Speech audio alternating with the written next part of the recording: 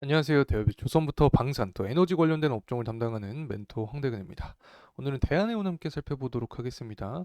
현재 수급적인 측면을 살펴봤을 때 좀 좋지 않은 흐름세를 보여주고 있다. 자, 이렇게 표현할 수 있을 것 같은데 연기금에 계속되는 매도세가 나와주고 있습니다. 그에 따라서 뭐 다른 수급적인 측면을 살펴봐도 기관부터 금융투자, 뭐 보험투신 모두 매도세가 나와주고 있는 상황인데, 자, 이러한 부분을 제외하더라도 연기금과 사모펀드는 좀 매집세가 찍혀야 된다라고 설명을 드렸었죠. 특히 사모펀드 같은 경우는 49인 이하 소수 집단이기 때문에 소수 집단에 돈이 들어온다라는 게 조금 더 확실한 시그널이 될 수 있다라고 설명을 드렸습니다. 그리고 가장 대표적으로 누구나 알고 있는 부분이 바로 연기금이기 때문에 과연 연기금과 사모펀드는 언제 이런 매집세가 나와줄 수 있을지, 자, 이러한 부분에 대해서 금일 영상을 통해서 풀어드릴 예정에 있으니까 구독과 좋아요 부탁드리고 영상 끝까지 시청해 주시면 감사하겠습니다.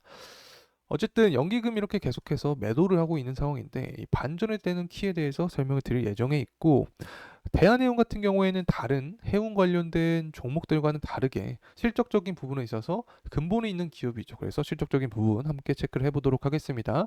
그리고 가장 핵심이 되는 부분이 될 수 있는 게 바로 발틱 운임지수인데, BDI 지수라고도 할 수 있는데 이 부분이 과연 주가와는 어떤 관계가 있는지, 그리고 앞으로 이 주가 상승 모멘텀이라고 할 수 있는 부분인 호르무 취업에 대한 이슈는 언제까지 이어질 수 있는지 관련된 이야기 진행해 보도록 하겠습니다. 구독과 좋아요 한 번씩 부탁드리도록 하겠습니다. 우선 수급적인 측면은 이야기해 봤으니까 실적적인 부분에 대해서 좀 말씀을 드리려고 합니다. 대한해운의 실적을 가져왔습니다. 뭐 매출액부터 영업이익까지 살펴보려고 하는데 좀 더 확대해서 함께 보도록 하죠.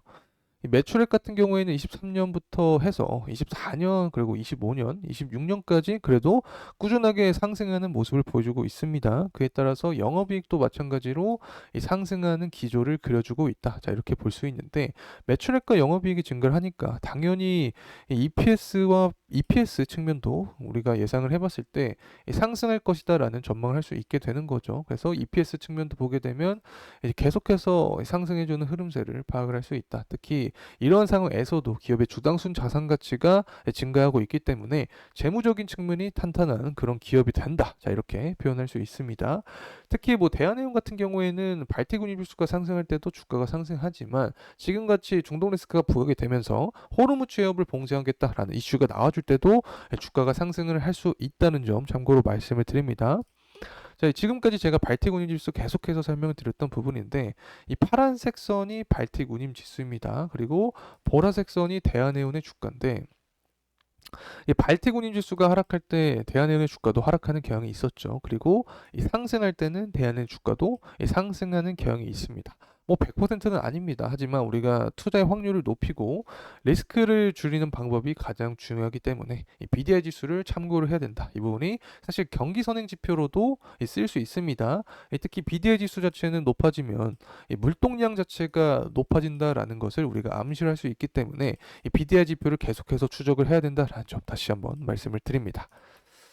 자, 이제 유가적인 측면인데 사실 유가랑 해운주도 밀접한 관계가 있죠. 사실은 유가가 높아지면 좋지는 않습니다. 왜냐하면 이 부분이 비용으로 작용을 하기 때문에 결국에 비용이 높아진다는 소리고 재무 구조의 악화를 야기할 수밖에 없게 되겠죠. 하지만 최근의 동향을 봤을 때 이렇게 전쟁에 대한 리스크가 부각이 되면 유가도 상승합니다. 하지만 이러한 상황에서 왜 대한해운의 주가가 상승을 해줬냐?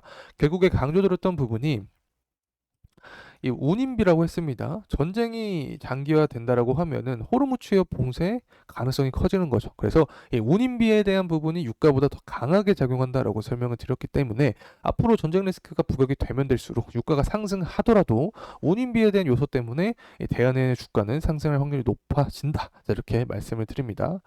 자, 이 부분은 유가 관련된 정보이기 때문에 그냥 넘어가도록 하고, 이 앞으로 전쟁에 대한 리스크가 과연 얼만큼 더 갈 수 있을까? 자, 이 부분을 좀 설명을 드리려고 하는데 앞으로 대선이 11월에 있습니다. 11월 앞두고 지지율 싸움을 할 확률이 높다라고 설명을 드렸었죠. 그래서 이 부분에서 가장 확실한 부분이 전쟁 리스크를 부각을 하는 거다라고 설명을 드렸습니다. 그래서 대선 앞두고 전쟁 리스크를 부각을 다시 한번 하게 되면 운임비 상승까지 우리가 예상을 할 수 있기 때문에 이 부분이 투자 심리에 반영이 되면서 대한해운 역시 주가가 상승할 수 있다. 자, 이렇게 보고 있습니다.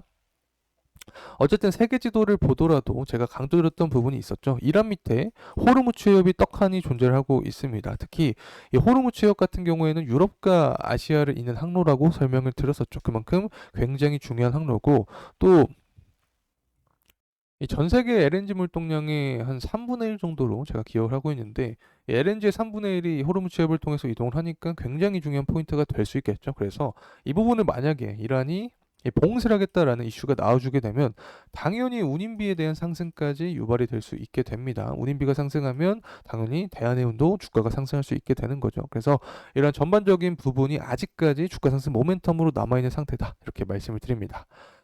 자, 이제는 이 수요적인 측면인데, 수요적인 측면이 아니라 이 제조업 지표를 가져온 건데, 이 결국에 제가 정상적인 방법은 물동량이 증가하면서 운임비가 상승하는 것이다라고 설명을 드렸었죠. 자, 이 부분을 살펴보기 위해서는 이 제조업 지표를 먼저 볼 필요가 있습니다. 제조업 지표가 살아나게 되면 이 전반적으로 경기가 좋아질 확률이 높아진다. 자, 이 부분을 파악을 할 수 있게 되는 거고 이러한 사항 때문에 물동량이 자연스럽게 증가할 수 있게 되는 거죠. 물동량이 증가하면 운임비 역시 증가를 하게 되면서 대한은행의 주가까지 상승할 수 있게 된다. 그래서 전반적으로 봤을 때 이 호르무즈의 봉쇄에 대한 이슈가 나오는 이 측면 자체가 운임비 상승을 유발할 수 있게 되고 이렇게 제조업 지표가 이제 살아나는 것 자체도 운임비에 대한 상승을 유발할 수 있게 된다는 점 다시 한번 말씀을 드립니다. 자, 이제 대한해운의 가격적인 측면 살펴보도록 하겠습니다. 이 대한해운 같은 경우에는 지금까지 패턴성이 존재를 했었죠. 24년 상반기에도 이 강한 상승세를 보여줬는데 뭐 당시에 다양한 이슈가 있었습니다. 후티 반군이 홍해를 공격하겠다라는 이슈가 나와주면서 이때도 이 해역 관련된 이슈가 나왔었죠. 그래서 운임비 상승 유발, 그래서 이 부분이 주가 상승 모멘텀으로 작용을 했다. 자, 이렇게 표현할 수 있습니다. 이 당시에도 유가가 이 상승을 해줬습니다. 하지만 이런 유가 상승분을 뚫어내는 측면이 바로 운임비였다는 측면 다시 한번 강조를 드리고 앞으로도 이런 전쟁 리스크가 장기화되면 될수록 대한해운 같은 경우에는 주가 상승 모멘텀이 강하게 나올 수 있다는 점 말씀을 드립니다.